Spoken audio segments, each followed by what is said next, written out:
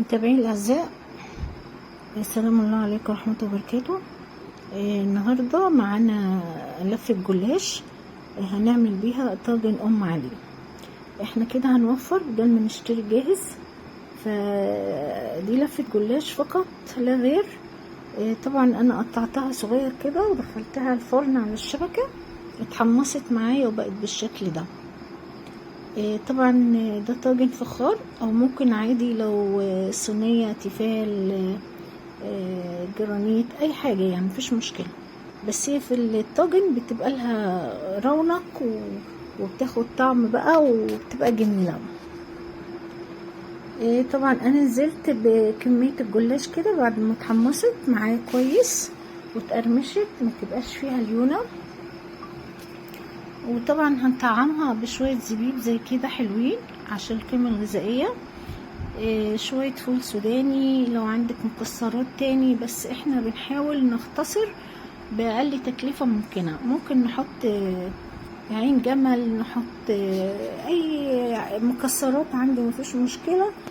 فطبعا اي بيت موجود فيه جوز هند، فول سوداني، زبيب، فانا اكتفيت بدول يعني.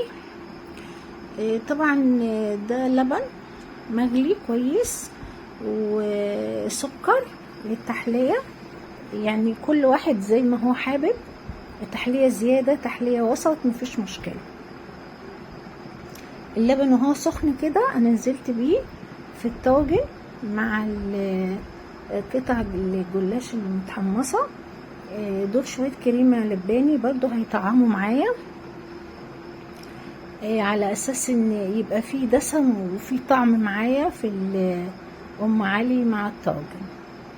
طبعا انا بضغط عليهم عشان يشربوا شويه من اللبن ويبداوا يبوشوا بالشكل اللي حضراتكم شفتوه. وطبعا العامل الرئيسي معانا القشطه، دول معلقتين 3 زي ما تحبي قشطه، بنحطهم كده على الوش. طبعا بيدونا دسم وطعم مع ام علي.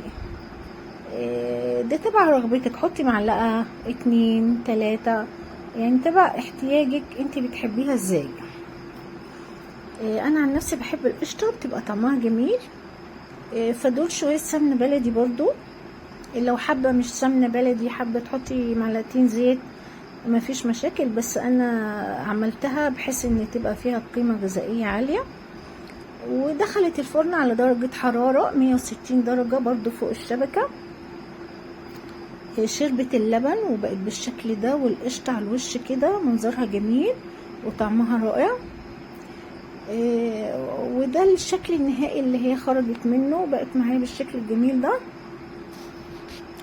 سهله جدا ومش مكلفه وما بتاخدش معايا اي وقت طبعا، وهي طعمها جميل برضو، يعني بتبقى خفيفة عن اي حلويات تانية على اساس السكريات فيها برضو بسيطة، وهي طبعا متكلفة وواخدة مكسرات، طعمها جميل ورائع. فألف هنا وشفا للي يجرب. وطبعا ما تنسونيش في الاشتراك في القناة، وشكرا لكم.